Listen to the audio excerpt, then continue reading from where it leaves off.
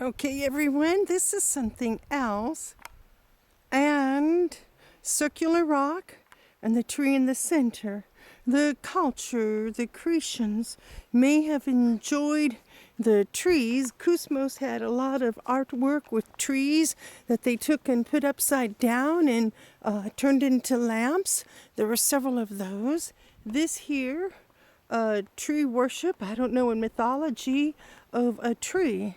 I know that there's Pegasus and there's, Zeus and the ocean god, all kinds of other gods, but I don't remember one about the tree. Now, for the big amphitheater, I'll look on the map and see if I can get over there. This is the opposite from the entrance, a little bit better picture. Here is right next to me, squares again of rocks. So all this, who knows exactly what year this is from. Now, this does say something. Let's see what this sign says. Double parted temple, 5th century BC. So this was a temple before Jesus' time. Maybe those rocks mean something. But here the land is something that they considered holy. There, which I've discussed before, that here in Europe they have these little openings. I've seen in the Philippines and in Nepal too. You find buildings even now where they use that little opening for a way of worshiping their God, and they put their God inside there. Whether it's the cross and they burn candles, or whether they offer their fruit to their Hindu and Buddhist gods, but it's all interesting. Now this rock here, who knows from the formation, but look at the way that the rocks are done. That's a work of love. The way that they made them exactly flat, and they're put together just like modern times. And they say this is 5th century BC, since they have it written down and published, and I picked up a little brochure about, it's called Aptera. I'm going to turn the camera over sideways. Maybe you can get a better picture. I've not looked at it yet, but I look forward.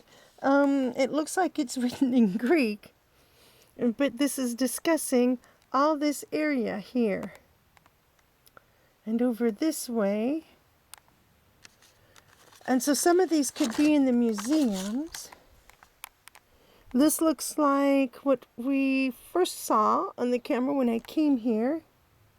And all this I don't see yet. I see columns, which, means something, because these have the columns on the front. If I turn it to the side again, maybe it's a better picture. So there.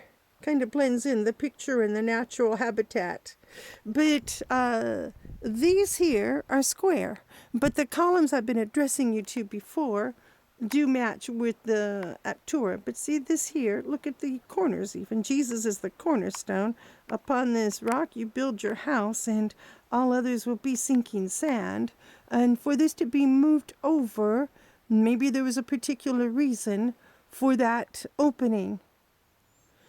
And then here, look inside, how it's etched inside. This is right next to me. I can touch it and say, looky me, Jesus, you're good.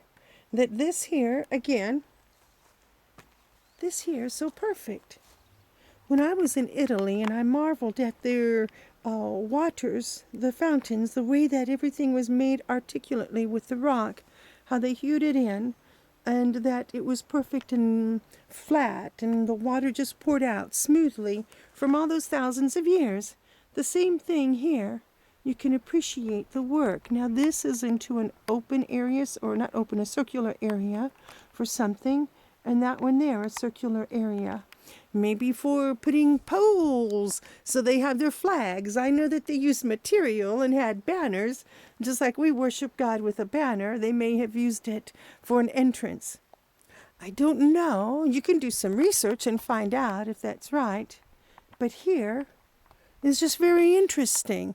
And it has to be correct, or they could not go ahead and have this out. The UNESCO, the government, whether of United Nations or international archaeological societies, would not let them be able to put this information up if it wasn't true. God is good.